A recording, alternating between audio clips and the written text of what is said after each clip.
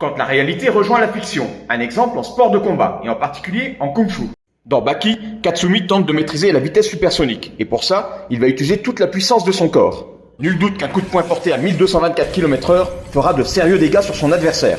Et dans la réalité, nous avons Dekayu, qui apprend ici à Greg MMA à augmenter sa vitesse de frappe.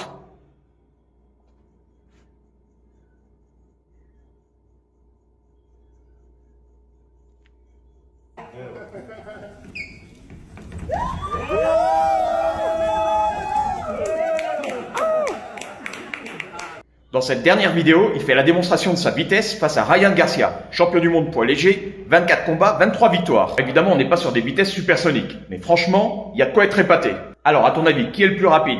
Katsumi est hors catégorie, puisque c'est un animé. Mais entre Dekayu et Garcia, lequel des deux? Et autre question, est-ce que la vitesse est suffisante pour avoir de la puissance? Si les deux combattants devaient s'affronter, lequel gagnerait?